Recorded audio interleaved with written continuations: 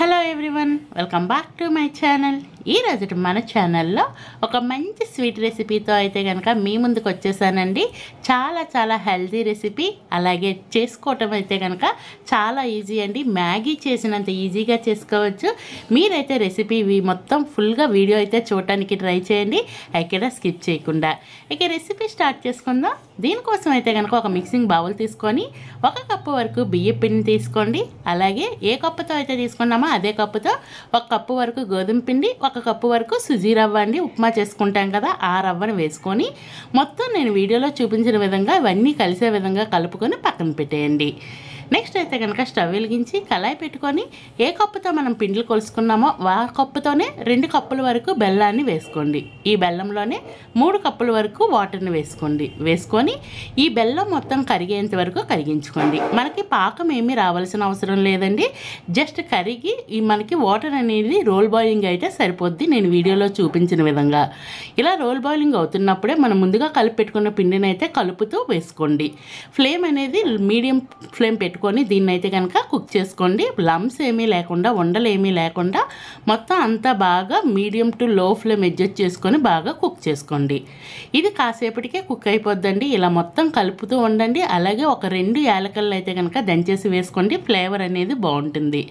ఇలా మొత్తం లమ్స్ ఏమీ లేకుండా కలుపుతూ ఉండండి. అలాగే ఈ లోపైతే మీకు వచ్చిన రిక్వెస్ట్ అండి, మన ఛానల్ ఇంతవరకు ఎవరైనా సబ్స్క్రైబ్ చేయకపోతే ప్లీజ్ అండి సబ్స్క్రైబ్ చేయండి. వీడియో నచ్చితే లైక్ చేయండి, మీ ఫ్రెండ్స్ అండ్ ఫ్యామిలీ మెంబర్స్కి షేర్ చేయండి. ఇలా మొత్తం కలుపుకున్న తర్వాత స్టవ్ ఆఫ్ చేసేసి మూత పెట్టేసి గోరువెచ్చగా అయ్యేంత వరకు పక్కన పెట్టేయండి. గోరువెచ్చగా అయిన తర్వాత 1 లేదా 2 స్పూన్ల వరకు నెయ్యిని వేసుకొని మొత్తం మనం చపాతీ పిండి ఎలా అయితే కలుపుకుంటామో అలాగా స్మూత్గా అయ్యేంత వరకు కలుపుకోండి. చూస్తున్నారు కదా ఎంత స్మూత్గా వచ్చిందో. ఇలా మొత్తం కలుపుకోండి. కలుపుకున్న తర్వాత చిన్న బాల్స్ లాగా అయితే కనుక తీసుకోండి. నేను వీడియోలో చూపిస్తాను. మరీ పెద్దగా వేసుకోవద్దు.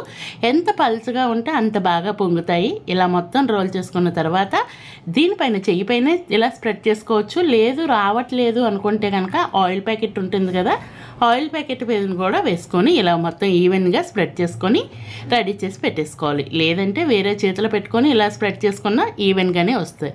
అన్నింటినీ రెడీ చేసుకున్నాక మీకు చూపిస్తున్నాను. ఈ విధంగా రెడీ చేసి పక్కన పెట్టేసుకోండి. అలాగే ఈ లోపైతే డీప్ ఫ్రైకి ఆయిల్ పెట్టేసుకున్నాను. ఆయిల్ వేడైనాక 1 బై 1 కళాయిలో ఎన్ని సరిపోతాయో అన్నింటినీ వేసుకోండి. కాస్త ఫ్రీగానే ఫ్రై అయ్యేటట్టు వేసుకోండి. ఒకదానిపైన ఒకటి వేసేయొద్దు. పక్కన వేసుకొని ఫ్రీగా ఫ్రై అయ్యేటట్టు అయితే కనుక మనకి ఇవి పలుచగా చేసుకుంటే మన పూరీలు ఎలా అయితే పొంగుతాయో అదే విధంగా పొంగుతాయండి. కాస్త మందంగా చేసుకున్నాము అంటే పెద్దగా మనకి పొంగవు. అలాగే ఇవి వేసిన వెంటనే గరిటె పెట్టి కలిపేయొద్దు.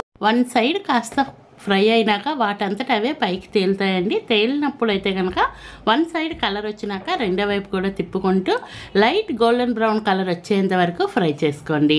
అలాగే మన ఛానల్లో మంచి రెసిపీస్ ఉన్నాయండి. స్నాక్స్ అయితే కనుక చాలా రెసిపీస్ ఉన్నాయి. ఈజీగా చేసుకునేవి, టేస్టీగా ఉండేవి మాత్రమే పోస్ట్ చేస్తూ ఉంటాను. మీకు టైం కుదిరితే కనుక వాటిని కూడా చూడటానికి ట్రై చేయండి. ఇలా మొత్తం అన్ని వైపులా 2 వైపులా మంచిగా కలర్ వచ్చిన తర్వాత ఈ విధంగా తీసుకొని ఒక గరిటెతో ప్రెస్ చేసిస్తే ఏమైనా ఆయిల్ ఉంటే కనుక కిందకు వచ్చేస్తుంది. ఇలా అన్నింటినీ తీసేసుకోండి. తీసుకొని చల్లగా అయిన తర్వాత తిన్నా బాగుంటుంది, లేదంటే వేడిగా తిన్నా కానీ చాలా బాగుంటుందండి. బియ్యం పిండి రవ్వ వేయటం వల్ల పైన క్రిస్పీగా లోన సాఫ్ట్గా భలే టేస్టీగా ఉంటాయి. మీరైతే ఒకసారి ట్రై చేయండి. ట్రై చేసినాక రెసిపీ ఎలా వచ్చిందో కూడా కామెంట్ బాక్స్ ద్వారా తెలియచేయడం అయితే మర్చిపోవద్దు. చూస్తున్నారు కదా, నేను ఒకటి ఓపెన్ చేసి కూడా మీకు చూపించాను. చాలా క్రిస్పీగా వచ్చాయి. Ready to